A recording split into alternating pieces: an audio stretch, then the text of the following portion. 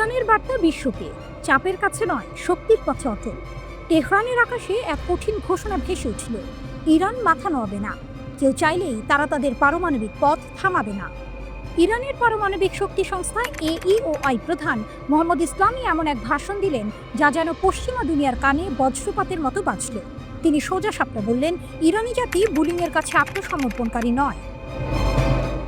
দ্বিমুখী নীতির বিরুদ্ধে ইরানের অটল অবস্থান। ইসলামী অভিযোগ তুললেন, পশ্চিমা শক্তি ও তাদের মিত্ররা একদিকে শান্তিপূর্ণ পারমাণবিক প্রযুক্তির কথা বলে, অন্যদিকে ইরানকে আধুনিক প্রযুক্তি থেকে দূরে রাখতে কোটি কোটি ডলার ঢালছে। তাদের এই দ্বিমুখী নীতি শুধু ইরানকে থামানোর জন্য নয়, বরং পুরো মুসলিম দুনিয়ার অগ্রযাত্রা রুদ্ধ করার জন্য। তিনি সরাসরি বললেন, ইরানের পারমাণবিক কর্মকাণ্ডকে কলঙ্কিত করার জন্য যে ষড়যন্ত্র চলছে তা তাদের আধিপত্যবাদী চরিত্রের প্রমাণ। আর সেই চরিত্র স্পষ্টভাবে দেখা যায় ফিলিস্তিনিদের বিরুদ্ধে তাদের অপরাধের মধ্যেও। ইসরায়েল মার্কিন হামলার স্মৃতি। জুন মাসের ঘটনা তুলে ধরে ইসলামী জানান, ইসরায়েলি সরকার ও মার্কিন যুক্তরাষ্ট্র ইরানের পারমাণবিক স্থাপনায় ভয়াবহ হামলা চালিয়েছিল। এতে ধ্বংস হয়েছে স্থাপনা, নিহত হয়েছেন দেশের মেধাবী পারমাণবিক বিজ্ঞানীরা। এমন হামলা হয়েছিল মাত্র 12 দিনের মধ্যে, ঠিক তখনই যখন আন্তর্জাতিক পারমাণবিক শক্তি সংস্থা IAEA ইরান বিরোধী ভিত্তিহীন প্রস্তাব পাশ করেছিল। ইসলামের কণ্ঠে ক্ষোভ, যদি তাদের দাবি সত্য হয় তাহলে প্রমাণ দেখাতো, কিন্তু কোনো তদন্তই এসব অভিযোগ প্রমাণ করতে পারেনি। তার মতে এসব প্রস্তাব আসলে ইরানের অগ্রগতিকে থামানোর আড়াল মাত্র। দ্বৈত মানদণ্ডের কটাক্ষ। ইসলামী মনে করিয়ে দেন, ইসরায়েল পারমাণবিক অস্ত্র বিস্তার রোধ চুক্তি NPT বা IAEA এর সুরক্ষা চুক্তির সদস্যই নয়, অথচ পশ্চিমা শক্তি কখনো তাদের পারমাণবিক অস্ত্র কর্মসূচি নিয়ে প্রশ্ন তোলে না, বরং ইরানের বৈজ্ঞানিক উন্নতি তাদের জন্য আতঙ্ক। তিনি জাতিসংঘের পারমাণবিক পর্যবেক্ষণ সংস্থাকে আহ্বান জানান, ইরানি বিজ্ঞানীদের হত্যার নিন্দা জানাতে হবে, নইলে বিশ্ব বুঝে যাবে ন্যায় বিচারের নামে খেলাটা আসলে পক্ষপাতের। ইচ্ছা শক্তির যুদ্ধ, হুমকি শেষ না হওয়া পর্যন্ত প্রস্তুতি। এই অনুষ্ঠানে AEOI এর মুখপাত্র বেহরুজ কামাল বান্দি সতর্ক করলেন, আমরা কঠিন 12 দিন পেরিয়েছি। যতক্ষণ পারমাণবিক কর্মসূচি হুমকির মুখে থাকবে, আমাদের সতর্ক থাকতে হবে। এ কেবল প্রযুক্তির লড়াই ছিল না, ছিল ইচ্ছা শক্তির যুদ্ধ। ইরান বুঝে গেছে, যেদিন তারা সতর্কতা হারাবে সেই দিন শত্রুরা আবার আঘাত হানবে। ইরান জানিয়ে দিল, যে হুমকি শুরু হয়েছে তা শেষ না হওয়া পর্যন্ত তাদের প্রস্তুতি থামবে না। পশ্চিমা দুনিয়া যতই চাপ দিক, ইরান তাদের বৈজ্ঞানিক যাত্রা থামাবে না। এ লড়াই শুধু ইউরেনিয়ামের নয়, এ লড়াই জাতীয় মর্যাদার, স্বাধীনতার আর সেই অবিচল সংকল্পের যা ইতিহাসে ইরানকে অপরাজেয় করে তুলেছে। শত্রুরা হয়তো ভাবছে চাপ দিয়ে ইরানকে ভাঙা যাবে।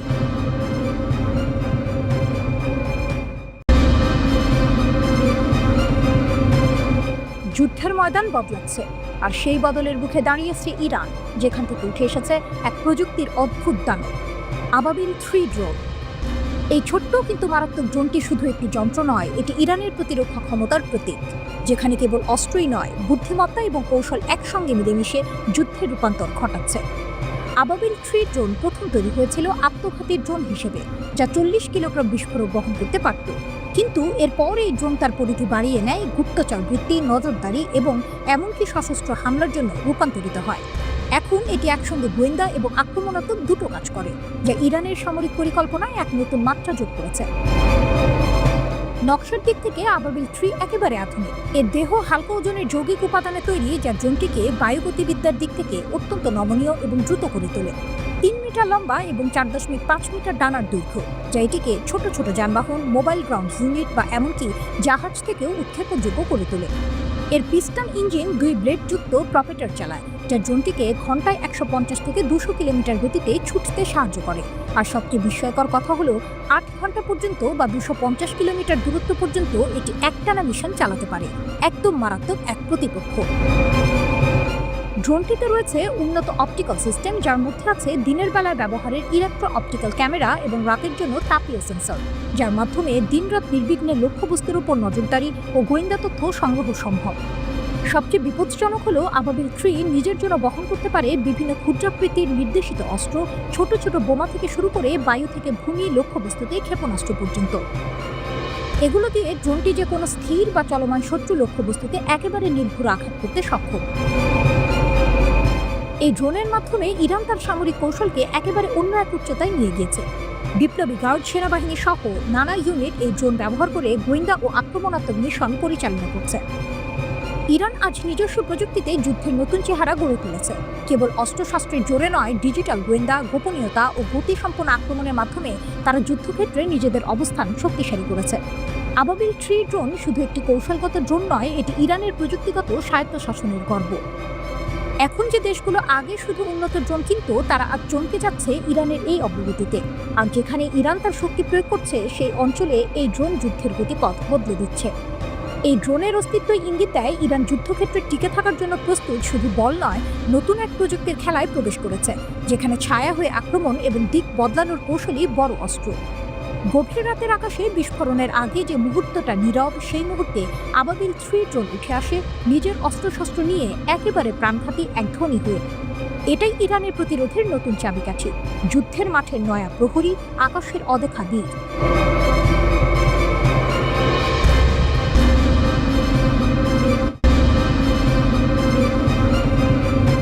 গাজার আকাশে আগুন, আঙ্কারার হুঙ্কার, এরদোয়ানের বিস্ফোরক বার্তা ও প্রতিরোধে নতুন স্রোত।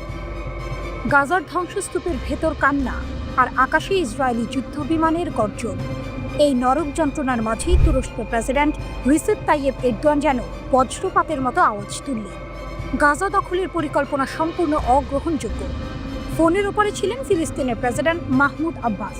দুই নেতা কথা বললেন গাজার বর্তমান পরিস্থিতি আর ইসরায়েলের হামলা নিয়ে। আঙ্কারা জানিয়ে দিল ফিলিস্তিনের পাশে তারা অবিচল। তুরস্কের প্রেসিডেন্ট শুধু প্রতিশ্রুতি দেননি, তিনি ইঙ্গিত দিয়েছেন ভূ রাজনীতির পাল্টে যাওয়া বাতাসের দিকে। ফ্রান্স, যুক্তরাজ্য ও কানাডা, পশ্চিমা দেশগুলো এখন ফিলিস্তিন রাষ্ট্রকে স্বীকৃতি দেওয়ার কথা বলছে। এরদোয়ানের মতে এটা গুরুত্বপূর্ণ এক মুহূর্ত, যা প্রমাণ করছে পশ্চিমা বিশ্বেও ইসরায়েল বিরোধী সমালোচনা বাড়ছে। তুরস্ক শান্তি প্রতিষ্ঠার জন্য তার কূটনৈতিক লড়াই চালিয়ে যাবে। এরই মধ্যে সেই একই সন্ধ্যায় ইস্তানবুলের রাস্তায় নেমে এলো হাজারো মানুষ, হাতে ফিলিস্তিনি পতাকা, কণ্ঠে বজ্রধ্বনি, খুন ইসরায়েল, ফিলিস্তিন ছাড়ো। ফিলিস্তিনের জন্য সহায়তা প্ল্যাটফর্মের ব্যানারে 15টি সংগঠন আয়োজন করেছিল এই মিছিল। বাইজিদ স্কোয়ার থেকে শুরু হয়ে তাই এগোতে থাকে হাজিয়া সোফিয়ার দিকে, যেন ইতিহাস আর বর্তমান একসাথে হাঁটছে। সিনহুয়ার প্রতিবেদনে বলা হয়েছে, বিক্ষোভকারীদের ব্যানারে স্পষ্ট বার্তা, গাজার ক্ষুধার্ত মানুষদের জন্য দায়ী ইসরায়েল এবং এই অবরোধের জবাবদিহিতা চাই। কিন্তু এর বাইরে আরও ভয়াবহ তথ্য দিচ্ছে গাজার স্বাস্থ্য কর্তৃপক্ষ। মাত্র কয়েক মাসে মৃত্যু যেন সংখ্যার সীমা ছুঁয়ে ফেলেছে। 18 মার্চ থেকে নতুন করে শুরু হওয়া ইসরায়েলের তীব্র হামলায় নিহত হয়েছে অন্তত 9,862 জন ফিলিস্তিনি, আহত 40,809 জন। অক্টোবর 2023 থেকে মোট নিহতের সংখ্যা ছাড়িয়ে গেছে 61,000, আহতের সংখ্যা 1,52,850। আরও করুন অপুষ্টি ও অনাহারে মৃত্যুর সংখ্যা। এই পরিস্থিতিতে ইসরায়েলের নিরাপত্তা মন্ত্রিসভা শুক্রবার অনুমোদন দিয়েছে গাজা শহর দখলের পরিকল্পনা। আন্তর্জাতিক সম্প্রদায় ও মানবাধিকার সংগঠনগুলোর সঙ্গে সঙ্গেই তীব্র সমালোচনা করেছে। তাদের মতে এটা শুধু আন্তর্জাতিক আইন লঙ্ঘনই নয়, গাজার মানবিক সংকটকে আরও ভয়াবহ করবে এবং যুদ্ধবিরতির আশা শেষ করে দেবে। কিন্তু এই গল্প শুধু গাজার নয়, এটা গোটা অঞ্চলের শক্তির লড়াই। কারণ গাজার পাশে দাঁড়াতে শুধু তুরস্ক নয়, ইরানও নিজের অবস্থান স্পষ্ট করেছে। তেহরান বহুবার জানিয়ে দিয়েছে ফিলিস্তিনের প্রতিরোধ ভাঙা যাবে না। হামাস, হিজবুল্লাহ বা গাজার যোদ্ধাদের পেছনে যে অদৃশ্য ঢাল, তার অংশ ইরান। এই কারণেই ইসরায়েলের যে কোনো পরিকল্পনা যতই ভয়ঙ্কর হোক, বাস্তবায়ন এত কঠিন হয়ে পড়ে। গাজায় যুদ্ধ চলছে, আকাশে আগুন জ্বলছে, কিন্তু ইতিহাস বলছে যখন ফিলিস্তিনের পাশে আঞ্চলিক শক্তিগুলো এক হয়ে দাঁড়ায়, তখন আগ্রাসনের সাম্রাজ্য কেঁপে ওঠে। আর হয়তো সেই সময় এখনই।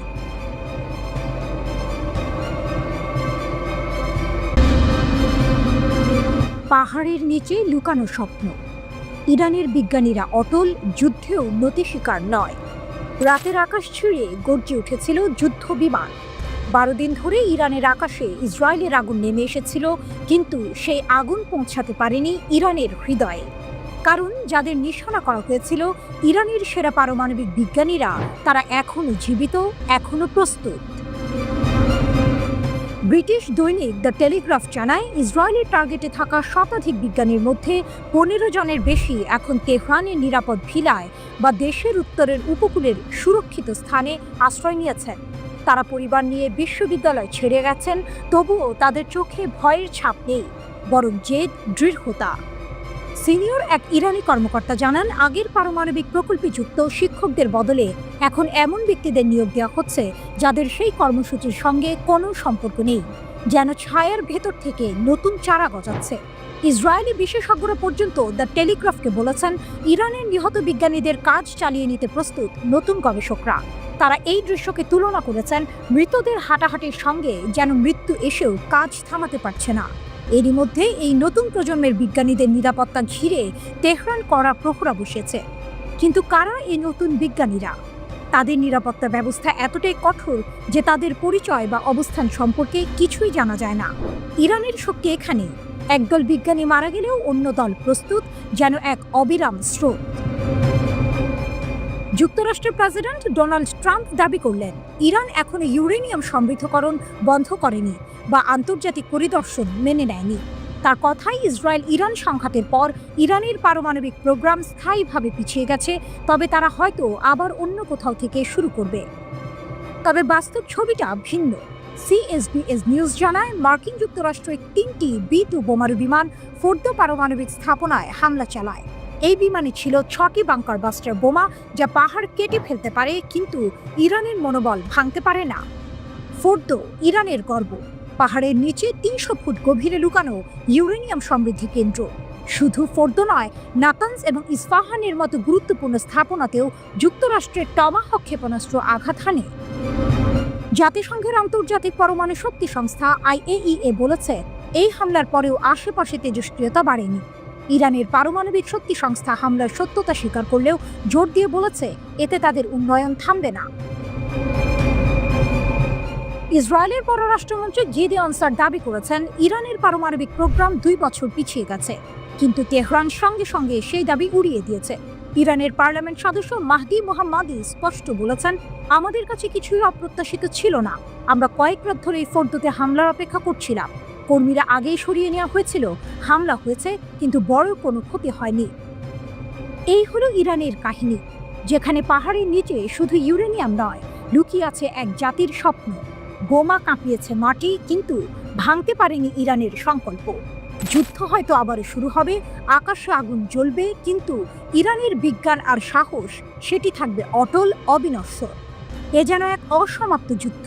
একদিকে ইসরায়েল ও যুক্তরাষ্ট্র মনে করছে তারা ইরানকে দুর্বল করে দিয়েছে, অন্যদিকে ইরান এক নতুন ছকে নিজেদের গুটিয়ে নিয়েছে, তাদের শক্তিকে অন্য কোনো দিক থেকে আবার সংগঠিত করছে।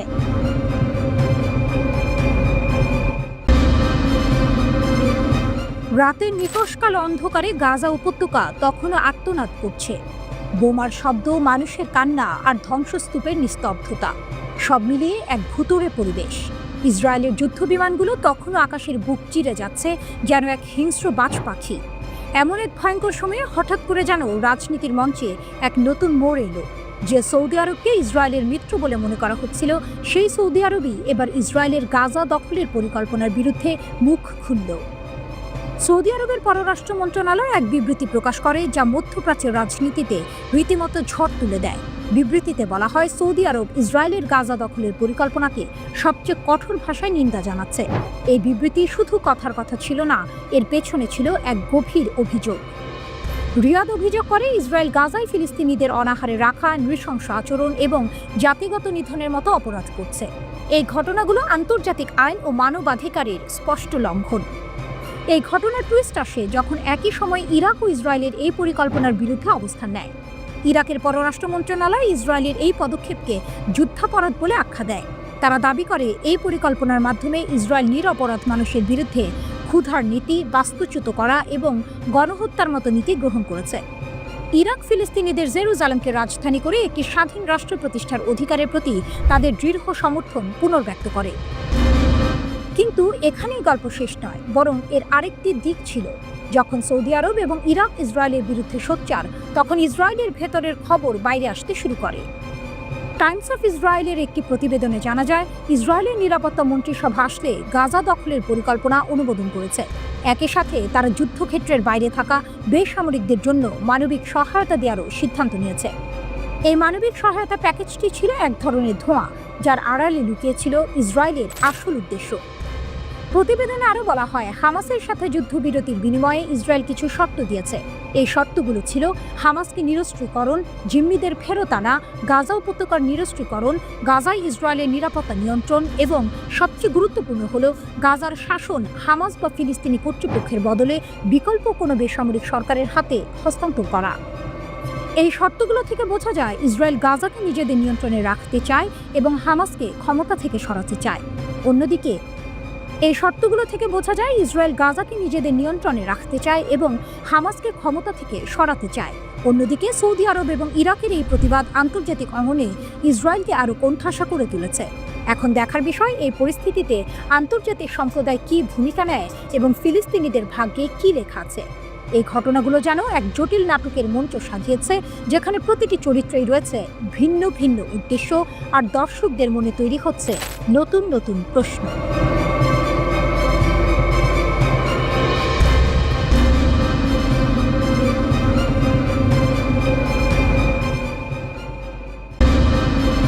গল্পটা শুরু হয় রাতের আঁধারে, যখন তেহরানের সরু গলিগুলোতে রহস্যের জাল বুনছিল বাতাস। শুধু তেহরান নয়, ছড়িয়ে ছিটিয়ে থাকা অন্যান্য শহরেও চলছিল এক গোপন খেলা। ইসরায়েলি গোয়েন্দা সংস্থা মোসাদের এজেন্টরা ছড়িয়ে পড়েছিল ইরানের মাটিতে এক অদৃশ্য সাপ হয়ে। তাদের লক্ষ্য দেশের গোপনীয় তথ্য পাচার করা, অস্থিতিশীলতা তৈরি করা। কিন্তু তাদের চাল ছিল ত্রুটিপূর্ণ, কারণ ইরানের গোয়েন্দারা তাদের এই ছায়া যুদ্ধকে গভীরভাবে পর্যবেক্ষণ করছিল। নীরবে দক্ষতার সাথে তারা 21 জনকে চিহ্নিত করল। তাদের মধ্যে 20 জনকেই গ্রেপ্তার করা হয়েছে এবং এদেরকে হাতে নাতে ধরেছে ইরানের গোয়েন্দা মন্ত্রণালয়। এই এজেন্টরা শুধু তথ্য পাচারকারী ছিল না, তাদের মধ্যে অনেকে দেশের গুরুত্বপূর্ণ বিষয়ে হস্তক্ষেপের পরিকল্পনাও করছিল। গ্রেপ্তার হওয়া এই এজেন্টদের মধ্যে একজন নারীও ছিলেন, যিনি আপাতদৃষ্টিতে একজন সাধারণ ব্যবসায়ী হিসেবে নিজেকে পরিচয় দিয়েছিলেন। কিন্তু তার ফোন থেকে উদ্ধার হওয়া কিছু এনক্রিপ্টেড বার্তা ফাঁস করে দেয় তার আসল পরিচয়। এই গ্রেপ্তারগুলো ছিল ইরানের জন্য একটি বড় বিজয়, যা দেশের নিরাপত্তা ব্যবস্থাকে আরও শক্তিশালী করে তোলে। কিন্তু এখানেই গল্পের শেষ নয়, বরং এর শুরু। কারণ এর পরপরই ঘটে গেল এক ভয়াবহ ঘটনা, যা সমগ্র ইরানকে নাড়িয়ে দিল। তেহরানের কেন্দ্রীয় কারাগারে রুজবে বাদি নামে একজন ব্যক্তির মৃত্যুদণ্ড কার্যকর করা হয়। তার অপরাধ মোসাদের হয়ে গুপ্তচর বৃত্তি করা। রুজবে একসময় দেশের একজন খ্যাতিমান পারমাণবিক বিজ্ঞানী ছিলেন, কিন্তু অর্থের লোভ এবং প্রতিশোধের নেশা তাকে অন্ধকার পথে নিয়ে যায়। তিনি ইরানের পারমাণবিক কর্মসূচির সংবেদনশীল তথ্য ইসরায়েলি গোয়েন্দা সংস্থাকে ফাঁস করে দিচ্ছিলেন। তার মৃত্যুদণ্ড ছিল এক কঠোর বার্তা। ইরানের বিচার বিভাগ স্পষ্ট করে দেয়, দেশের নিরাপত্তার সাথে কোনো আপোষ নয়। এই ঘটনার পরপরই আরও একটি চাঞ্চল্যকর ঘটনা প্রকাশ্যে আসে। তেহরানের দক্ষিণ পূর্বাঞ্চলে একটি সন্ত্রাসী সেল ভেঙে দিয়েছে ইরানের নিরাপত্তা বাহিনী। Islamic Republic news agency IRNA অনুসারে এই সেলটি মোসাহেদিন ই খালক অর্গানাইজেশন MKO এর সাথে সম্পর্কিত ছিল। এই দলটি জনশৃঙ্খলা বিঘ্নিত করার এবং অস্থিতিশীলতা সৃষ্টির পরিকল্পনা করছিল। তবে তাদের পরিকল্পনা ব্যর্থ হয়ে যায়। পাকদাশেত কাউন্টির গভর্নর মোহাম্মদ হাসানপুর জানান, 3 সদস্যের এই দলটিকে গ্রেপ্তার করা হয়েছে এবং তাদের জিজ্ঞাসাবাদ চলছে। এই 3টি ঘটনা একে অপরের সাথে সম্পর্কযুক্ত ছিল। এটা যেন এক বিশাল ষড়যন্ত্রের 3টি ভিন্ন অংশ। প্রথমে মোসাদের এজেন্ট গ্রেপ্তার, তারপর একজন পারমাণবিক বিজ্ঞানীর মৃত্যুদণ্ড এবং সবশেষে একটি সন্ত্রাসী সেলের পতন। এর পেছনের মূল উদ্দেশ্য ছিল ইরানের নিরাপত্তা ব্যবস্থাকে ভেঙে দেয়া এবং দেশে বিশৃঙ্খলা তৈরি করা। কিন্তু ইরান তার গোয়েন্দা নেটওয়ার্কের মাধ্যমে এই চক্রান্তগুলোকে একের পর এক নস্যাৎ করে দিয়েছে। এই ঘটনাগুলো থেকে একটি বিষয় পরিষ্কার, ইরানের সরকার দেশের নিরাপত্তা নিশ্চিত করতে দৃঢ় প্রতিজ্ঞ। বিচার বিভাগের প্রধান গোলাম হোসেন মোসেনি এজেই বারবার জোর দিয়ে বলেছেন, গুপ্তচর বৃত্তির মতো অপরাধের সাথে কোনো আপোষ করা হবে না। দেশের বিচার বিভাগ ও নিরাপত্তা বাহিনী ঐক্যবদ্ধভাবে কাজ করছে। এখন প্রশ্ন হচ্ছে, এই ঘটনাগুলোর পর মোসাদকে আবারও নতুন কোনো চাল চালবে, নাকি তারা তাদের কৌশল পরিবর্তন করতে বাধ্য হবে? ইরানের নিরাপত্তা বাহিনী কি পারবে সব ষড়যন্ত্র নস্যাৎ করতে?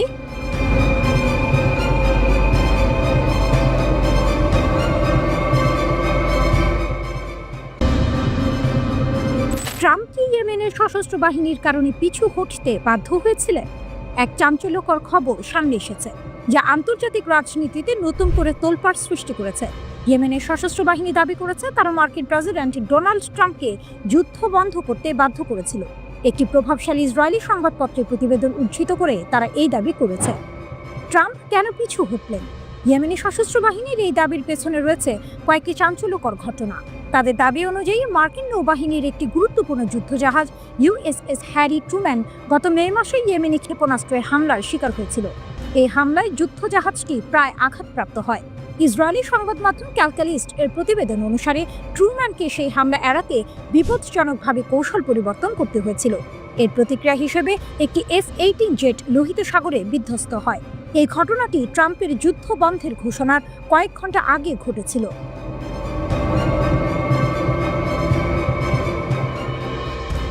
ইয়েমেনি সশস্ত্র বাহিনীর মতে এই হামলা ট্রাম্পকে শর্ত ছাড়াই ইয়েমেনের সামরিক অভিযান বন্ধ করতে বাধ্য করে, কারণ ট্রাম্প আশঙ্কা করেছিলেন যে যদি একটি মার্কিন যুদ্ধজাহাজ সফলভাবে আঘাতপ্রাপ্ত হয় তাহলে তা সমগ্র বিশ্বে আমেরিকার সম্মান এবং শক্তিকে চূর্ণ করে দেবে।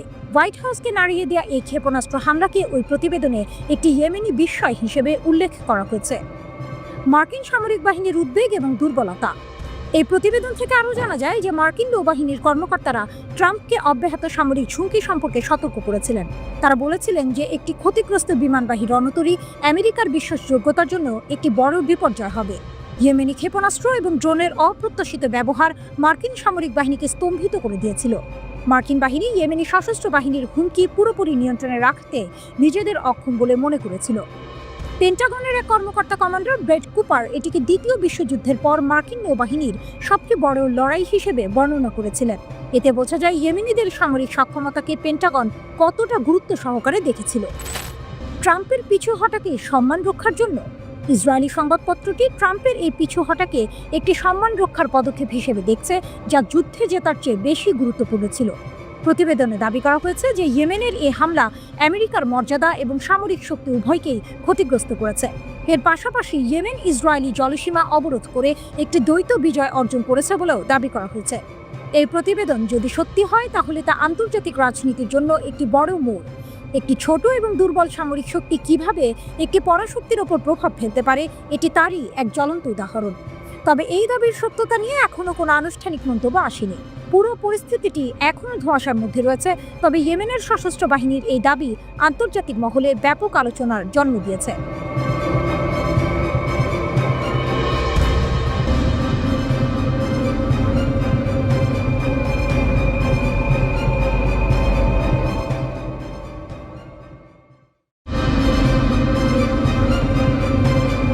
ক্ষেপণাস্ত্র যুদ্ধ কি আবারও ইসরায়েলি আকাশসীমায় ফিরে এসেছে? ইয়েমেন থেকে ছোড়া ক্ষেপণাস্ত্র ইসরায়েল জুড়ে আতঙ্ক সৃষ্টি করেছে। ইয়েমেনি সশস্ত্র বাহিনীর ক্ষেপণাস্ত্রের টার্গেট মধ্য ইসরায়েল। ইয়েমেনি সশস্ত্র বাহিনী ইসরায়েলকে টার্গেট করে একটি ব্যালিস্টিক ক্ষেপণাস্ত্র নিক্ষেপ করেছে বলে জানা গেছে। টাইমস অফ ইন্ডিয়ার প্রতিবেদন অনুসারে ক্ষেপণাস্ত্রের কারণে মধ্য ইসরায়েল জুড়ে সাইরেন বেজে ওঠে। ইসরায়েলি প্রতিরক্ষা বাহিনী IDF ইয়েমেন থেকে ক্ষেপণাস্ত্র নিক্ষেপের কথা স্বীকার করেছে। আসন্ন হুমকি প্রতিহত করার জন্য বিমান প্রতিরক্ষা ব্যবস্থা তাৎক্ষণিকভাবে প্রতিক্রিয়া জানায়। নিরাপত্তা প্রোটোকল অনুসারে ইসরায়েলি বেশ কয়েকটি এলাকায় সাইরেন শোনা গেছে, IDF নিশ্চিত করেছে। ইয়েমেন থেকে ছোড়া ক্ষেপণাস্ত্রটি ইসরায়েলি বিমান বাহিনী IAF সফলভাবে প্রতিহত করার দাবি করেছে। কর্তৃপক্ষ জনসাধারণকে হোম ফ্রন্ট কমান্ডের প্রতিরক্ষামূলক নির্দেশ অনুসরণ করার আহ্বান জানিয়েছে। নির্দেশে বলা হয়েছে IDF ইয়েমেন থেকে ইসরায়েলি ভূখণ্ডের দিকে একটি ক্ষেপণাস্ত্র নিক্ষেপ শনাক্ত করেছে। হুমকি প্রতিহত করার জন্য বিমান প্রতিরক্ষা ব্যবস্থা কাজ করছে। জনসাধারণকে হোম ফ্রন্ট কমান্ডের প্রতিরক্ষামূলক নির্দেশিকা অনুসরণ করার জন্য অনুরোধ করা হচ্ছে। ইসরায়েলের বেশ কয়েকটি এলাকায় যে সাইরেন বেজে ওঠে তারপরে ইয়েমেন থেকে ছোড়া একটি ক্ষেপণাস্ত্র IAF দ্বারা প্রতিহত করা হয়েছে। এদিকে ইসরায়েলি মন্ত্রী ইসরায়েল কাটসের মন্তব্যের নিন্দা জানাতে সানায় ইয়েমেনিরা মিছিল করেছে। ইসরায়েল কাটস সতর্ক করে দিয়েছিলেন ক্ষেপণাস্ত্র হামলার পর ইয়েমেন তেহরানের মতো পরিণতির মুখোমুখি হতে পারে। এর পাল্টা জবাবে ইয়েমেনি সশস্ত্র বাহিনীর এক মুখপাত্র তীব্র প্রতিক্রিয়া ব্যক্ত করেছেন। তিনি বলেছেন, ইয়েমেনি জনগণ হুমকি গ্রহণ করে না, তারা তাদের পদদলিত করবে, যুদ্ধক্ষেত্রই বিচারক হবে। তারা ইতিমধ্যে ইয়েমেনি জনগণের ওপর এটি চেষ্টা করেছে। তাদের যুদ্ধ বিমান, বোমারু বিমান, ক্ষেপণাস্ত্র এবং সকল ধরনের আকাশ অস্ত্র নিয়ে এসেছে এবং তারা আমাদের ধ্বংস করতে ব্যর্থ হয়েছে। ইয়েমেনি জনগণের বিরুদ্ধে ইসরায়েলি হুমকি আমাদের গাজার পাশে দাঁড়াতে বাধা দেবে না এবং আমরা ইসরায়েলকে বলছি, যদি তোমরা আরো তীব্র হও তাহলে আমরা আরো তীব্র হব। লোহিত সাগরে বিস্তৃত পরিসরে এবং তোমাদের শহর, তোমাদের স্থাপনা এবং তোমাদের রাজধানী জাফা লক্ষ্য করে সামরিক অভিযানের মাধ্যমে। এটি প্রথম হুমকি নয় এবং এটি শেষও হবে না। এর আগেও একটি বৃহত্তর শক্তি মার্কিন যুক্তরাষ্ট্র আমাদের হুমকি দিয়েছিল, কিন্তু শেষ পর্যন্ত যখন আমরা তাদের যুদ্ধজাহাজ এবং বিমানবাহী বাহককে লক্ষ্য করে আমাদের ক্ষেপণাস্ত্র দিয়ে তাদের মুখোমুখি হয়েছিলাম, তখন তারা পিছু হটেছিল।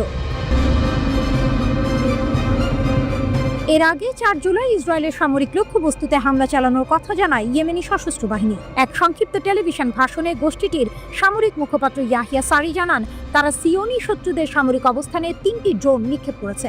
ইয়াহিয়া সারি বলেন, এই ড্রোনগুলো ইসরায়েলের 3টি গুরুত্বপূর্ণ শহর তেল আবিব, আশকেলন এবং হাইফাই লক্ষ্য করে নিক্ষেপ করা হয়। এর কিছুক্ষণ পরেই গাজার নিকটবর্তী বনে নেটজারিম এলাকায় ও মিশর সীমান্তে সতর্কতা সাইরেন বাজতে শোনা যায়। ইরানের নাটকীয় পদক্ষেপ, মোসাদের ষড়যন্ত্র নস্যাৎ, খামেনির দেশের শক্তি প্রদর্শিত, আটকে রাখা শ্বাস, রুদ্ধশ্বাস, উত্তেজনা আর একের পর এক বিস্ময়। এমনই এক চাঞ্চল্যকর ঘটনা ঘটেছে ইরানের বুকে। দেশটির গোয়েন্দা মন্ত্রণালয় এক নাটকীয় অভিযানে মোসাদ সংশ্লিষ্ট গোষ্ঠীগুলোর একটি বড় ষড়যন্ত্র ফাঁস করেছে। সিস্তান ও বালুচেস্তান প্রদেশের শান্ত মাটিতে হঠাৎ করেই যেন যুদ্ধ শুরুর দামামা বেজে উঠল। কিন্তু ইরান তার অদম্য শক্তি ও ক্ষুরধার বুদ্ধিমত্তা দিয়ে শত্রুর সব চাল নস্যাৎ করে দিয়েছে। রিপোর্ট আল মায়াদিনের। মার্কিন অস্ত্রের বিশাল চালান জব্দ, এক মারাত্মক চাল। শত্রুরা হয়তো ভেবেছিল তারা গোপনে তাদের কাজ চালিয়ে যাবে এবং ইরান তাদের ফাঁদে পা দেবে, কিন্তু সিস্তান ও বালুচেস্তানে যা ঘটল তা তাদের সব পরিকল্পনা উল্টে দিল। ইরানের নিরাপত্তা কর্মকর্তারা 3টি পৃথক অভিযানে 210টিরও বেশি সামরিক গ্রেড অস্ত্র জব্দ করেছেন। এই অস্ত্রগুলো কোথা থেকে এসেছে জানেন? মার্কিন যুক্তরাষ্ট্র। হ্যাঁ, ঠিকই শুনেছেন। মার্কিন অস্ত্রগুলো ইসরায়েলের মোসাদ গোয়েন্দা সংস্থার সঙ্গে যুক্ত কিছু গোষ্ঠী পাচার করছিল। তাদের উদ্দেশ্য ছিল একটাই, ইরানকে অস্থিতিশীল করা এবং সন্ত্রাসী কর্মকাণ্ডের মাধ্যমে দেশের শান্তি নষ্ট করা। কিন্তু ইরানের গোয়েন্দা বিভাগের তীক্ষ্ণ নজর থেকে কিছুই লুকানো সম্ভব নয়। তারা এই ষড়যন্ত্রের গন্ধ পেয়েছিল এবং অত্যন্ত দক্ষতার সাথে এই বিপুল পরিমাণ অস্ত্রের চালান আটক করেছে। এটি কেবল একটি অস্ত্র জব্দ নয়, এটি মোসাদ এবং তাদের মিত্রদের মুখের ওপর একটি সজাগ চপেটাঘাত। ইরানের এই পদক্ষেপ প্রমাণ করে দেশের নিরাপত্তা রক্ষার জন্য তারা কতটা দৃঢ় প্রতিজ্ঞ। আইআরজিসির হুঁশিয়ারি, প্রত্যাশার চেয়েও কঠোর জবাব। ইরান শুধু অস্ত্র জব্দ করেই থেমে থাকেনি, বরং শত্রুদের প্রতি এক কঠিন বার্তা দিয়েছে। দেশটির সামরিক কমান্ডারদের শাহাদাতের 40তম দিন উপলক্ষে দেয়া এক বিবৃতিতে Islamic revolutionary guard corps IRGC স্পষ্ট জানিয়ে দিয়েছে, ইরানের নিরাপত্তার উপর যে কোনো হুমকির জবাবে তারা প্রত্যাশার চেয়েও বেশি কঠোর প্রতিক্রিয়া জানাবে। বিবৃতিতে বলা হয়েছে, অপারেশন ট্রু প্রমিস 3 এর চেয়েও বেশি শক্তিশালী এবং বেদনাদায়ক হবে তাদের পরবর্তী পদক্ষেপ। এই হুঁশিয়ারি দেওয়া হয়েছে মূলত যুক্তরাষ্ট্র, ইসরায়েল এবং তাদের মিত্রদের উদ্দেশ্যে। এর মাধ্যমে আইআরজিসি নিজেদের অপ্রতিরোধ্য শক্তির কথা পুনরায় স্মরণ করিয়ে দিয়েছে। তারা যে কোনো আগ্রাসনের বিরুদ্ধে যে কোনো সময়, যে কোনো স্থানে কড়া জবাব দিতে প্রস্তুত। এই ঘটনাগুলো কেবল অস্ত্রের চালান আটকের খবর নয়, বরং এটি ইরানের অদম্য শক্তি, সামরিক প্রস্তুতি এবং দেশের নিরাপত্তা নিশ্চিত করার দৃঢ় প্রতিজ্ঞার এক সুস্পষ্ট প্রতিফলন। শত্রুরা যখন দেশের শান্তি নষ্ট করতে চায়, তখন ইরান যেন আরও শক্তিশালী হয়ে ওঠে।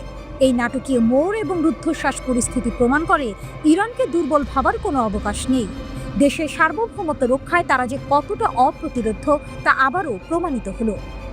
এই ঘটনা কি অঞ্চলে আরও নতুন কোনো উত্তেজনার জন্ম দেবে, নাকি শত্রুরা ইরানের এই শক্তি দেখে পিছু হটবে?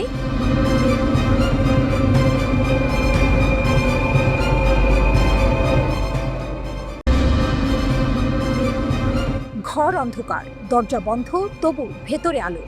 মঙ্গলবার বিকেলে তেহরানে এমন এক বৈঠক হলো যার ঢেউ আঞ্চলিক রাজনীতি পেরিয়ে ছড়িয়ে পড়বে মহাকাশ পেরিয়ে আফ্রিকার অন্তরে। মুখোমুখি বসলেন ইরানের সেনাপ্রধান major general Syed Abdur Rahim Musavi ও দক্ষিণ আফ্রিকার জাতীয় প্রতিরক্ষা বাহিনীর কমান্ডার জেনারেল রুদজানি মাফওয়ানা। তাদের চোখে একটাই লক্ষ্য, পারস্পরিক জাতীয় স্বার্থ রক্ষা আর সেই জন্য সামরিক সহযোগিতা আরও গভীর করা। সরকারি বিবৃতিতে এই সফরকে বলা হলো তেহরান প্রিটোরিয়া সম্পর্কের ইতিহাসে এক গুরুত্বপূর্ণ মোড়। বৈঠকে মুসাভি স্পষ্ট জানালেন, দুই দেশের রাজনৈতিক মিল কেবল কাগজে রাখার বিষয় নয়, এটি কাজে লাগিয়ে আঞ্চলিক ও আন্তর্জাতিক পর্যায়ে গভীর সহযোগিতা গড়ে তুলতে হবে। তার কণ্ঠে গর্ব মিশ্রিত দৃঢ়তা। Islamic revolutionary guard corps IRGC বিশ্বের সবচেয়ে বড় সন্ত্রাস বিরোধী বাহিনী। তাদের অর্জিত অভিজ্ঞতা দক্ষিণ আফ্রিকার সঙ্গে ভাগ করে নিতে আমরা প্রস্তুত। শুধু IRGC নয়, ইরানের সেনাবাহিনী, প্রতিরক্ষা মন্ত্রণালয় এবং লজিস্টিক ইউনিটের দক্ষতাও তার তালিকায় ছিল, যা প্রযুক্তি, সামরিক শিল্প ও নিরাপত্তা জোরদারে আফ্রিকার উপকারে আসতে পারে। কথার মাঝেই মুসাভির কণ্ঠে শোনা গেল সতর্কতার সুর। তিনি মার্কিন ইসরায়েলি সাম্প্রতিক পদক্ষেপকে সরাসরি আন্তর্জাতিক আইন লঙ্ঘন বলে উল্লেখ করলেন, আর এক হুঁশিয়ারি দিলেন, যদি আবার আগ্রাসন ঘটে ইরানের প্রতিক্রিয়া হবে আরও নির্ণায়ক। তার কথাই শুধু শক্তির প্রদর্শন নয়, ছিল দৃঢ় সংকল্প। যুদ্ধ হোক বা কূটনৈতিক সংঘাত, ইরান প্রস্তুত নিজের অবস্থান রক্ষায়।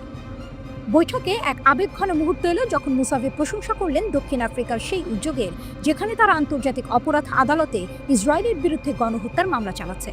মুসাভির ভাষায় এই পদক্ষেপ ইরানের ন্যায় বিচার ভিত্তিক নীতির সঙ্গে একেবারেই সামঞ্জস্যপূর্ণ। কমান্ডার মাফুয়ানা স্মরণ করালেন দক্ষিণ আফ্রিকার বর্ণবাদ বিরোধী সংগ্রামের দিনগুলো। তখন ইরান ছিল তাদের অন্যতম আন্তর্জাতিক সমর্থক। সেই ঐতিহাসিক সহায়তা তার মতে দুই দেশের সম্পর্ককে শুধু কৌশলগত নয়, আবেগের বন্ধনেও বেঁধে দিয়েছে। এই বৈঠক কেবল অস্ত্র বা প্রযুক্তি বিনিময় চুক্তি নয়, এখানে গড়ে উঠেছে দুই মহাদেশের, এশিয়া ও আফ্রিকার এক যৌথ কৌশল। ইরান, যে একদিকে মধ্যপ্রাচ্যে মার্কিন ও ইসরায়েলি প্রভাব ঠেকাতে দৃঢ়, এখন সেই শক্তি আফ্রিকার মিত্রের সঙ্গে ভাগ করছে। দক্ষিণ আফ্রিকার জন্য এটি অর্থনৈতিক ও সামরিক ক্ষমতা বাড়ানোর সুযোগ, আর ইরানের জন্য এটি আন্তর্জাতিক মঞ্চে নতুন এক কূটনৈতিক ঢাল।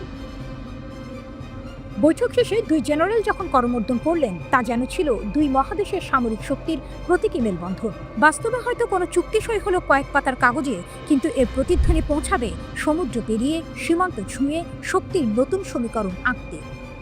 ইরান আবারও প্রমাণ করলো তারা শুধু নিজের জন্য লড়তে জানে না, বরং বন্ধুর জন্য বর্ম হয়ে দাঁড়াতে পারে। আর এই বন্ধুত্ব, ইতিহাস বলে, অনেক সময় এই যুদ্ধক্ষেত্রের গতি বদলে দেয়।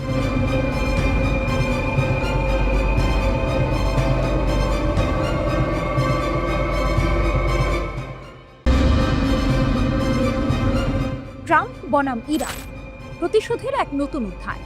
এক শীতল যুদ্ধের বাতাস বইছে মধ্যপ্রাচ্যে, যেখানে প্রতিটি শব্দই যেন এক একটি বোমা। এর কেন্দ্রবিন্দুতে রয়েছে পারমাণবিক কর্মসূচি, জানিয়ে চলছে ইরান আর আমেরিকার মধ্যে ব্যাপক উত্তেজনা। এই উত্তেজনা আরও বেড়েছে যখন আমেরিকার প্রেসিডেন্ট ডোনাল্ড ট্রাম্প ইরানকে পারমাণবিক অস্ত্র তৈরির জন্য সরাসরি হুমকি দিয়েছেন। কিন্তু ট্রাম্পের এই হুমকির জবাবে ইরানও নীরব থাকেনি। তাদের সেনাপ্রধান major general Abdur Rahim Musavi এক বজ্র কঠিন হুঙ্কার দিয়েছেন, যা আমেরিকার জন্য এক স্পষ্ট সতর্কবার্তা। ট্রাম্পের হুমকি ছিল স্পষ্ট, যদি ইরান পারমাণবিক অস্ত্র তৈরি করে তাহলে তারা আরও হামলার শিকার হবে। কিন্তু ট্রাম্প হয়তো ভুলে গেছেন, এই ইরান এখন আর দুর্বল নয়। জেনারেল মুসাভি ফার্স্ট নিউজ এজেন্সিকে বলেছেন, আমেরিকা নিরাপদ নয়। এই কথাগুলো কোনো সাধারণ বিবৃতি নয়, বরং এটি এক গভীর প্রতিশোধের প্রতিশ্রুতি। তিনি আরও বলেন, তোমরা আমেরিকানরা কি মনে করো যে আজই পৃথিবীর শেষ দিন?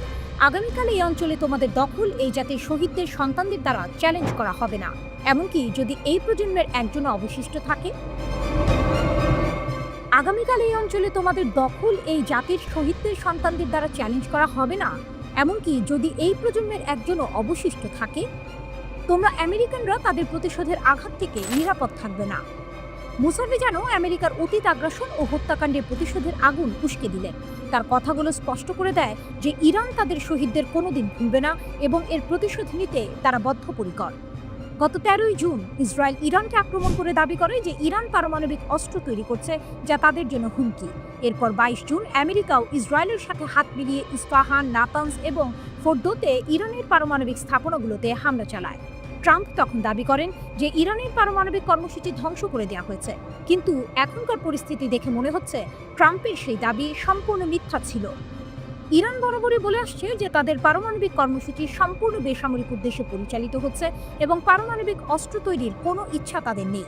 কিন্তু আমেরিকা ও ইসরায়েল এই দাবিকে কোনোদিন বিশ্বাস করেনি। এই দুই দেশের হামলা ইরানকে আরও বেশি সতর্ক ও শক্তিশালী হতে বাধ্য করেছে। জেনারেল মুসাভির এই হুমকি থেকে বোঝা যায় ইরানের প্রতিশোধের আগুন এখনো জ্বলছে। তারা শুধু কথার কথা বলছে না, বরং তাদের প্রতিটি শব্দে এক গভীর সংকল্পের প্রতিফলন দেখা যায়। ট্রাম্পের হুমকি ছিল এক আঘাত, আর মুসাভির জবাব ছিল এক পাল্টা আঘাত। এই দুই দেশের মধ্যে যে উত্তেজনা বাড়ছে, তাতে মনে হয় মধ্যপ্রাচ্যে যে কোনো সময় আবারও সংঘাতের সূচনা হতে পারে। এক মনস্তাত্ত্বিক যুদ্ধ চলছে, যেখানে উভয় পক্ষ একে অপরের ওপর প্রতিশোধের চাপ সৃষ্টি করছে। এই লড়াইয়ে কে শেষ পর্যন্ত জিতবে তা সময়ই বলে দেবে। তবে একটি বিষয় স্পষ্ট, ইরান এখন আর সেই পুরনো ইরান নয়। তারা এখন তাদের আত্মবিশ্বাস আর প্রতিশোধের আগুনে আরও বেশি শক্তিশালী।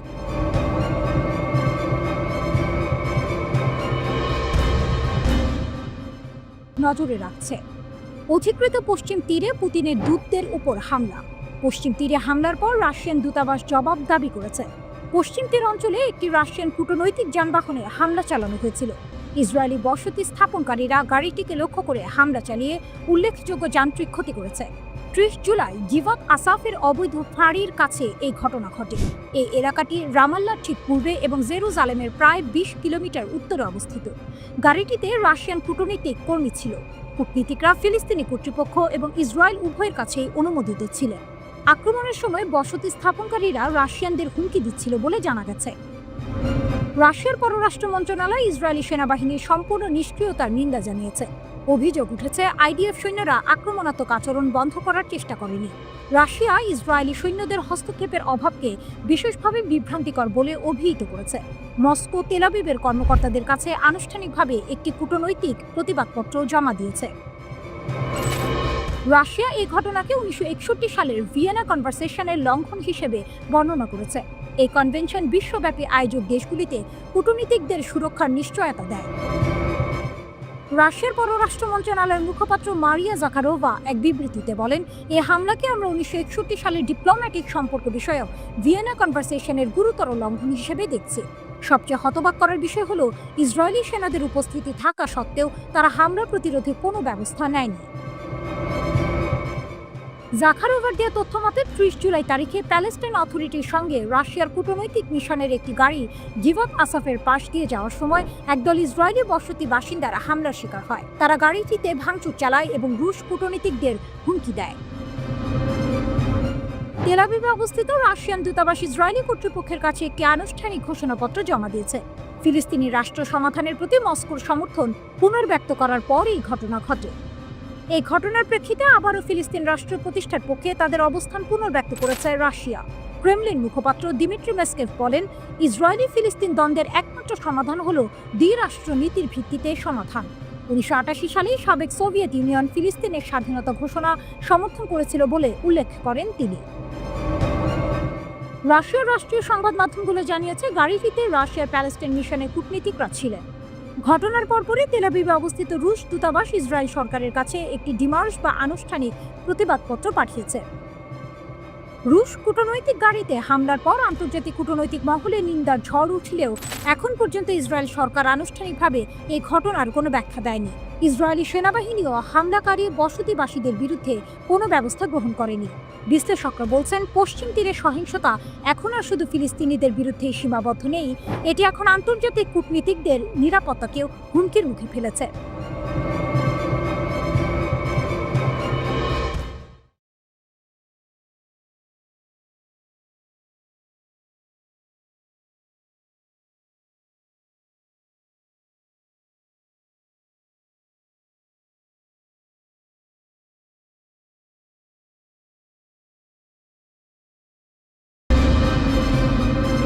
ইউক্রেনের আকাশে ইরানের ড্রোন, যুদ্ধের ময়দানে নতুন মোড়।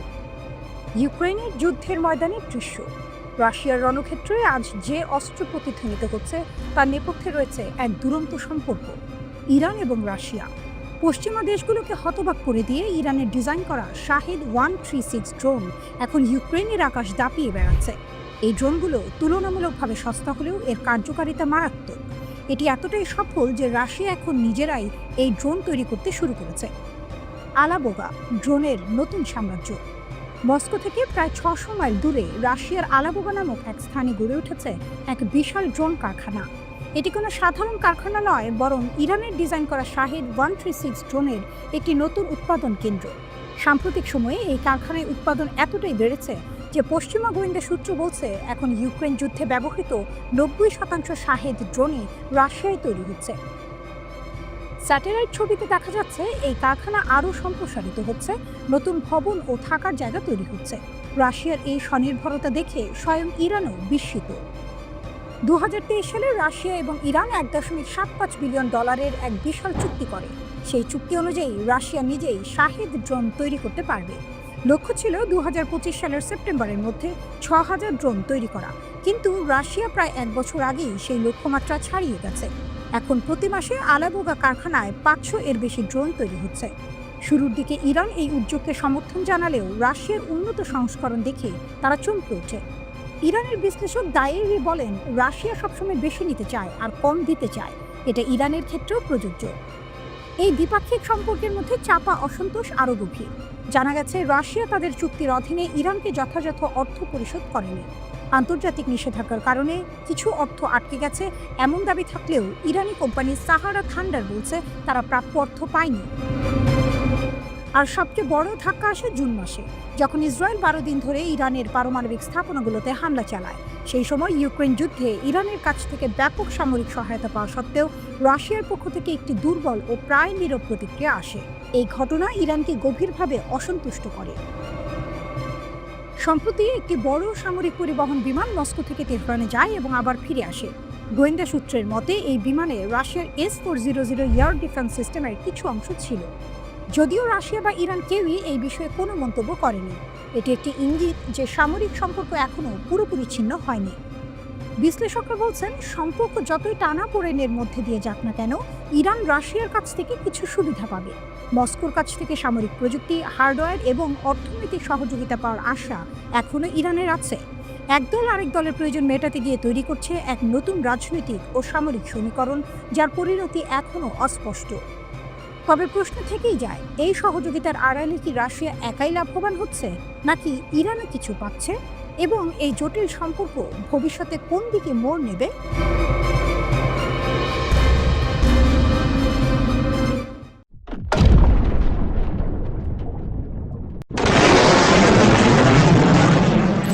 ইরানের হুঁশিয়ারি, আর এক চুল আগালেই ধ্বংসের শুরু।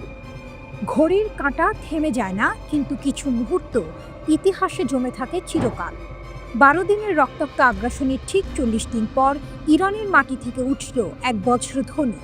Islamic revolutionary guard corps IRGC জানিয়ে দিল, এবার আর শুধু প্রতিরক্ষা নয়, এবার পাল্টা ধ্বংস। এক চুল এগোলেই কিয়ামত নেমে আসবে। এক বিবৃতিতে IRGC স্টাফ জানিয়েছে, মার্কিন যুক্তরাষ্ট্র, ইসরায়েল অথবা তাদের কোনো মিত্র যদি আবার ইরানের মাটি কিংবা স্বার্থে হাত বাড়ায়, তবে তাদের মুখে পড়বে এমন প্রতিঘাত যা তারা কল্পনাও করতে পারবে না। তাদের ভাষায় এই প্রতিক্রিয়া হবে কঠোর, কল্পনার বাইরে, ট্রু প্রমিস 3 এর থেকেও ভয়ঙ্কর। IRGC আরও বলেছে, তারা ইরানের সার্বভৌমত্ব রক্ষায় সশস্ত্র বাহিনীর সব শাখা নিয়ে সর্বাত্মক প্রস্তুত। ইরানের প্রতিটি পর্বত, মরুভূমি, আকাশ যেন এখন এক বিশাল সতর্ক কামান। যুদ্ধবিরতি ইরানি চাপিয়ে দিয়েছে। বিবৃতিতে দাবি করা হয়েছে, 12 দিনের যুদ্ধে আমেরিকা ও ইসরায়েলকে যুদ্ধবিরতিতে বাধ্য করেছে ইরান। তাদের মতে শুধু শক্তি নয়, বিচক্ষণ কৌশল আর আত্মবিশ্বাসেই এসেছে এই সাফল্য। ইসরায়েলি হামলায় যেসব IRGC কমান্ডার শাহাদাত বরণ করেছেন, তাদের স্মরণে এই বিবৃতিতে বলা হয়েছে, এই রক্ত বৃথা যাবে না। শহীদের রক্তই আজ ইরানকে বৈশ্বিক শক্তিতে পরিণত করেছে। ইরান একা নয়, পেছনে রাশিয়া। বিবৃতিতে সরাসরি রাশিয়ার নাম না থাকলেও রাশিয়া ও ইরান এখন ঘনিষ্ঠ সামরিক মিত্র। ইউক্রেন যুদ্ধ যেমন রাশিয়াকে বদলে দিয়েছে, তেমনি পশ্চিমা আগ্রাসনের মুখে ইরানও তৈরি হয়েছে সম্পূর্ণ নতুন এক শক্তি হিসেবে। ইরান রাশিয়া এখন যেন একই ঘূর্ণিতে, একই লক্ষ্য, একই প্রতিশোধ। পশ্চিমা বিশেষজ্ঞরা মনে করছেন, ইরানের ক্ষেপণাস্ত্র এবং ড্রোন প্রোগ্রামের উন্নয়নে রাশিয়ার পরোক্ষ মদত রয়েছে। যখন পশ্চিমারা ইরানের ওপর নিষেধাজ্ঞা জারি করছে, তখন রাশিয়া তাদের পাশে দাঁড়িয়েছে।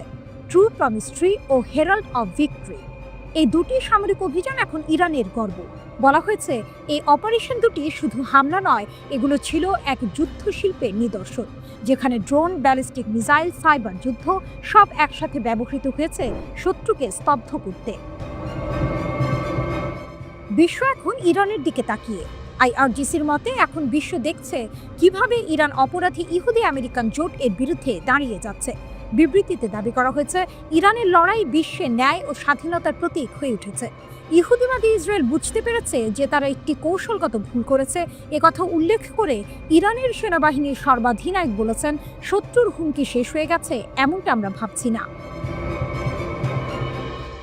মেজর জেনারেল হাতামি জোর দিয়ে বলেন, ইসলামী ইরানের ক্ষেপণাস্ত্র ও ড্রোন শক্তি এখনও অক্ষুণ্ণ রয়েছে এবং ফের সামরিক অভিযানের জন্য প্রস্তুত। ঠিক যেমনটি আমরা যুদ্ধবিরতির শেষ মুহূর্ত পর্যন্ত শত্রুর উপর আমাদের আক্রমণ চালিয়ে গিয়েছিলাম। প্রতিরক্ষা শিল্প, বিজ্ঞান ও প্রযুক্তির সাথে সম্পর্কিত এবং সকল ক্ষেত্রে আমরা আগের চেয়ে আরও দৃঢ়ভাবে আমাদের পথ চালিয়ে যাব।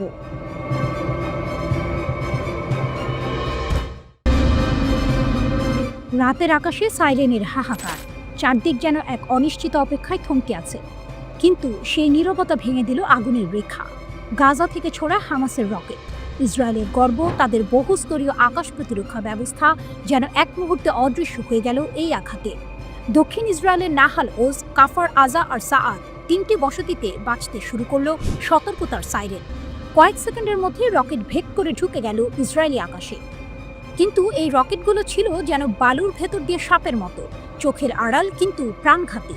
কোনো হতাহতের খবর নেই, কিন্তু ইসরায়েলের জন্য আঘাতটা প্রতীকী।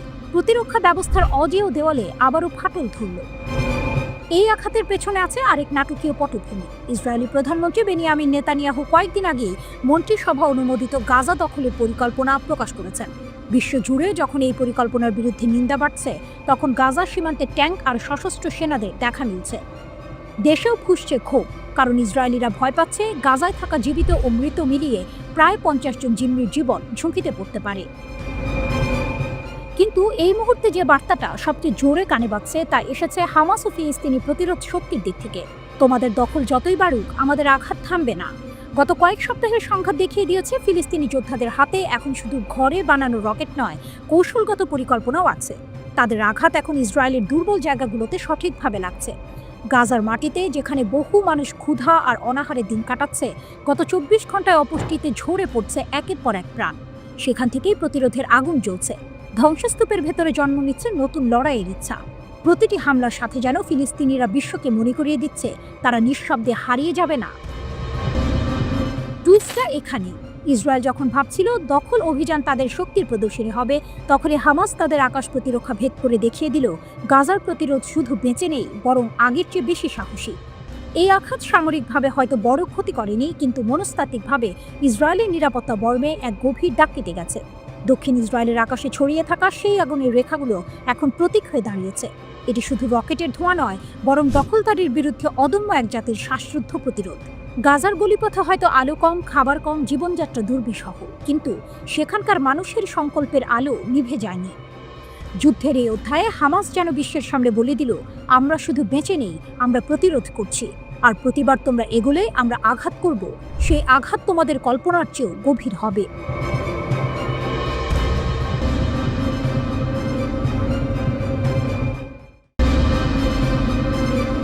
রাতের অন্ধকারে যেন কোনো সিনেমার গোপন দৃশ্য। দরজা বন্ধ, জানালায় মোটা পর্দা, চারপাশে অস্ত্রধারী পাহারা। ভেতরে কি বসে আছেন ইরানের শীর্ষ পরমাণু বিজ্ঞানীরা, যাদের নাম ইসরায়েলের হিট লিস্টে? টেলিগ্রাফের প্রতিবেদন বলছে কমপক্ষে 15 জন শীর্ষ বিজ্ঞানীকে হঠাৎ করে আত্মগোপনে পাঠিয়েছে তেহরান। বিশ্ববিদ্যালয়ের ক্লাসরুমে যারা ছিলেন, তাদের বদলে দেয়া হয়েছে এমন শিক্ষকদের যাদের পরমাণু কর্মসূচির সঙ্গে কোনো সম্পর্কই নেই। কারণটা ভয়াবহ।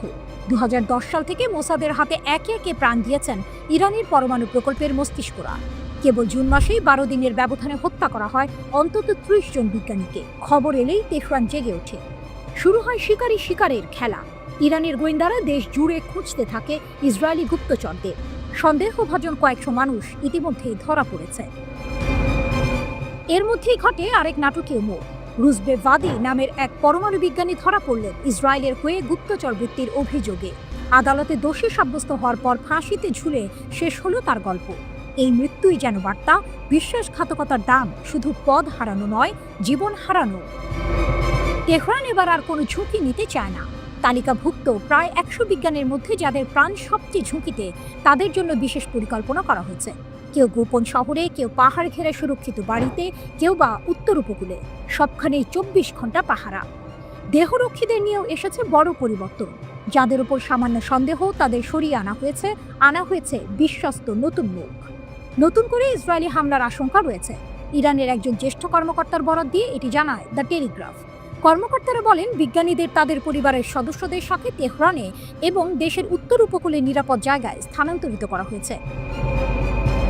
ইরান জানে এটি শুধু প্রাণ বাঁচানোর লড়াই নয়, এটি রাষ্ট্রের অস্তিত্ব রক্ষার যুদ্ধ। তাদের পরমাণু কর্মসূচি কেবল প্রযুক্তি নয়, এটা শক্তি, প্রতিরোধ আর রাজনৈতিক মর্যাদার প্রতীক। আর তাই ইসরায়েলের বার্তা যতই ভয়ঙ্কর হোক, যে ইরানের পরমাণু কর্মসূচিতে কাজ করবে সে স্বয়ংক্রিয়ভাবে আমাদের লক্ষ্য। তেহরান পিছু হচ্ছে না, বরং এই খেলায় ইরান আরও ধূর্ত হচ্ছে। বিজ্ঞানীদের একদল গোপনে কাজ চালিয়ে যাচ্ছে অজানা স্থানে। যাদের সামনে পাঠানো হয়েছে তারা ছায়া মাত্র, ভুল টার্গেটে ইসরায়েলকে ব্যস্ত রাখতে। যেন দাবার বোর্ডে রাজার নিরাপত্তায় বারবার গুটি বদলানো হচ্ছে। টুইস্টটা এখানে, ইসরায়েল হয়তো ভেবেছিল ভয় দেখিয়ে বা গুপ্ত হত্যা চালিয়ে ইরানের পরমাণু স্বপ্ন থামানো যাবে, কিন্তু তেহরান সেই চাপকে পরিণত করেছে এক ধরনের গোপন অস্ত্রে, অদৃশ্য বিজ্ঞানী, ছায়াময় ল্যাব আর এক অটল বার্তা: আমরা আছি, কাজ থামবে না। এই গোপন শহরগুলোতে হয়তো এখনো রাত জেগে চলছে হিসাব, পরীক্ষা আর পরিকল্পনা। বাইরে অন্ধকার, ভেতরে আলো, আর সেই আলোয় গড়ে উঠছে এমন কিছু যা হয়তো একদিন ইসরায়েলের কৌশলকে উল্টে দেবে, চুপি সারে, বিনা শব্দে, ঠিক যেমন করে ইরান তার সবচেয়ে মূল্যবান মস্তিষ্কগুলোকে আড়ালে রেখেছে।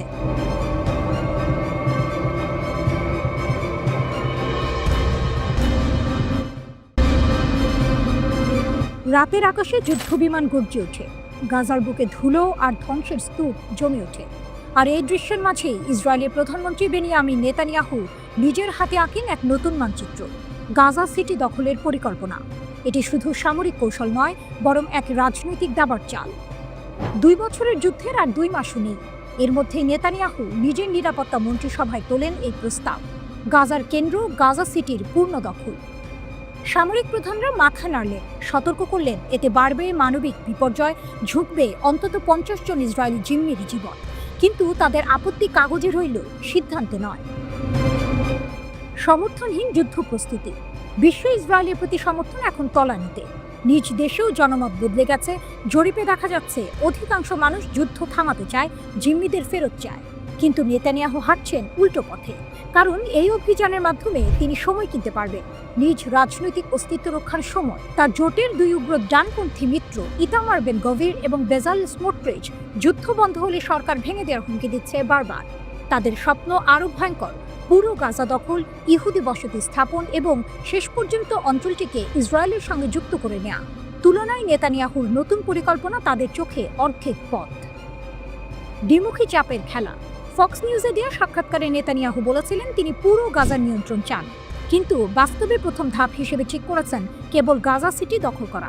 কাছের শরণার্থী শিবিরগুলো এখনই হাতে নেবেন না, কারণ সেখানে অন্তত 20 জন ইসরায়েলি জিম্মি রয়েছেন। অভিযান শুরুর আগে রেখেছেন 2 মাসের সময়সীমা, যাতে কূটনৈতিকভাবে যুদ্ধবিরতি বা জিম্মি বিনিময়ের সুযোগ থাকে। তবে সেটি আসল উদ্দেশ্য নাকি শুধুই সময়ক্ষেপণ, সেটি নিয়েই প্রশ্ন। সেনা বনাম সরকার। দীর্ঘ 10 ঘন্টার বৈঠকে সেনাবাহিনীর শীর্ষ প্রধান ইয়াল জামির স্পষ্ট বললেন এটি হবে এক বিপজ্জনক ফাঁদ।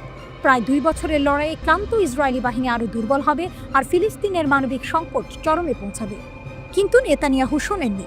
আন্তর্জাতিক মঞ্চে একাকিত্ব পরিকল্পনা ঘোষণার পর জার্মানির সামরিক সরঞ্জাম রপ্তানি স্থগিত করেছে, যা ইউরোপীয় ইউনিয়নের অন্য দেশগুলোকেও ইসরায়েলের সঙ্গে সম্পর্ক কমানোর পথে ঠেলে দিচ্ছে। গাজার অনাহার ও খাদ্য সংকটের ছবি বিশ্ব জুড়ে ইসরায়েলের যুদ্ধকে অগ্রহণযোগ্য করে তুলেছে। মার্কিন সমর্থন থাকা সত্ত্বেও নেতানিয়াহু এখন এক আন্তর্জাতিক নিঃসঙ্গতার মধ্যে দাঁড়িয়ে। এই পরিকল্পনায় সমর্থন নেই সেনাবাহিনীর, নেই দেশের সাধারণ মানুষের, নেই বিদেশি মিত্রদেরও। তবু নেতানিয়াহু এগোচ্ছেন, কারণ এটিই তার পুরনো পদ্ধতি: যুদ্ধকে দীর্ঘায়িত করা, জিম্মিদের ও গাজাবাসীর দুর্ভোগ বাড়ানো, আর নিজের রাজনৈতিক সময়টুকু বাড়িয়ে নেওয়া। গাজার রাস্তায় ধুলো উঠছে, ধ্বংসস্তূপ, আর দূরে ক্ষমতার প্রাসাদে বসে নেতানিয়াহু নিজের বাকি চালগুলো গুনছেন। প্রশ্নটা এখনো ঝুলছে: এ চালে কাদের জয় হবে আর কাদের সব হারাতে হবে?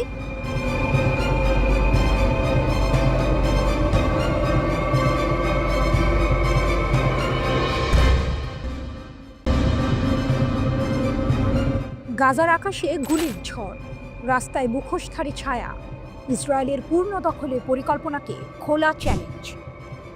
গাজার ভোর, ধোঁয়ায় ঢেকে আছে রাস্তাঘাট। দূর থেকে ভেসে আসছে বন্দুকের গর্জন আর মানুষের স্লোগান। এই অস্থির মুহূর্তে হঠাৎ হাজির হলো তারা, হামাসের আল কাসাম ব্রিগেডের মুখোশধারী যোদ্ধারা।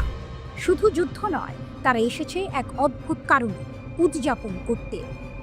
আইডিএফ এর অবরোধে শ্বাসরুদ্ধ গাজায় একদল চোর আর লুটেরাকে দমন করেছে হামাসের বিশেষ বাহিনী অ্যারো ইউনিট। তারপরেই গাজার আল জালা স্ট্রিটে বেরিয়ে এলো তাদের কুচকাওয়াজ। গলিপথ ভরে গেল মানুষে, কেউ হাততালি দিচ্ছে, কেউ পতাকা উড়াচ্ছে, আর আকাশ ফুঁড়ে উঠছে উদযাপনের গুলি। তবে এর পেছনে আছে এক গাঢ় অন্ধকার। 2023 সাল থেকে ইসরায়েলের লাগাতার হামলায় গাজার পুলিশ ব্যবস্থা ভেঙে পড়েছে। আইন শৃঙ্খলা নেই বললেই চলে। লুটপাট, ডাকাতি সবই বেড়েছে কয়েকগুণ। অনেক এলাকায় অভিযোগ উঠেছে ইসরায়েলি বাহিনী নাকি ইচ্ছে করে লুটেরাদের মুক্ত ছাড় দিয়েছে। এর মাঝেই শক্তি প্রদর্শন করছে হামাস। যুক্তরাষ্ট্রভিত্তিক এফডিডি সংস্থার বিশ্লেষক জো ট্রুজম্যানের ভাষায় ভিডিওতে দেখা যাচ্ছে হামাস প্রকাশ্যে অস্ত্র নিয়ে রাস্তায় টহল দিচ্ছে। এটা প্রমাণ করে যে ইসরায়েল যতই দাবি করুক, হামাসের ক্ষমতা এখন অটুট। ইসরায়েল বারবার বলেছে তারা নাকি গাজায় হামাসের সামরিক ও শাসন ক্ষমতা ধ্বংস করেছে, কিন্তু বাস্তব চিত্র অন্য কথা বলছে। ট্রুজম্যানের মতে স্থল পরিস্থিতি প্রমাণ করছে হামাস শুধু বেঁচে নেই, তারা সক্রিয়ভাবে লড়ছে এবং জনসমর্থন ধরে রেখেছে। এখনো পর্যন্ত ইসরায়েলের বড় লক্ষ্যগুলো পূরণ হয়নি। সব জিম্মির মুক্তি, হামাসের পূর্ণ পতন এবং গাজা দখল। বরং বিপরীতটা ঘটছে। প্রায় পুরো গাজা জুড়ে হামাস ও মিত্র ফিলিস্তিনি গোষ্ঠীগুলো আইডিএফ এর বিরুদ্ধে লড়াই করছে। এমন পরিস্থিতিতে তেল আবিব নতুন পরিকল্পনা করেছে, গাজা শহর দখল করবে। এই খবর ছড়িয়ে পড়তেই বিশ্ব জুড়ে ক্ষোভ, এমনকি ইসরায়েলের ভেতরে অস্থিরতা। কারণ সাধারণ ইসরায়েলিরা মনে করেন গাজা শহরে সামরিক অভিযান মানে বন্দি জিম্মিদের জীবন ঝুঁকির মুখে ফেলা। আর এই জিম্মিদের নিয়েই এসেছে সবচেয়ে ভয়ঙ্কর টুইস্ট। হামাস নাকি তাদের যোদ্ধাদের গোপন নির্দেশ দিয়েছে, যদি ইসরায়েলি সেনারা জিম্মিদের কাছে পৌঁছায় তবে কাউকে জীবিত রাখা হবে না। গাজায় সামরিক অভিযান সম্প্রসারণের বিকল্প নেই বলে দাবি করেছেন ইসরায়েলি প্রধানমন্ত্রী বেনিয়ামিন নেতানিয়াহু। জেরুজালেমে আয়োজিত এক সংবাদ সম্মেলনে নিজেদের সিদ্ধান্তের সাফাই গিয়ে তিনি বলেন, হামাসকে পরাজিত করে তাদের উদ্দেশ্য পূরণ ছাড়া ইসরায়েলের অন্য কোনো গতি নেই। গাজার পূর্ণ ও স্থায়ী নিয়ন্ত্রণের উদ্দেশ্যে নতুন পরিকল্পনা অনুমোদনের অভিযোগ প্রত্যাখ্যান করে নেতানিয়াহু দাবি করেন, দখল নয়, আমরা গাজাকে মুক্ত করতে চাই। তিনি আরও বলেন, গাজার সশস্ত্র গোষ্ঠীদের নিরস্ত্রীকরণের মাধ্যমে নিরাপত্তা নিয়ন্ত্রণ নিশ্চিত করা তাদের লক্ষ্য। এরপর গাজার শাসনভার ইসরায়েলি বেসামরিক প্রশাসনের হাতে তুলে দেওয়া হবে।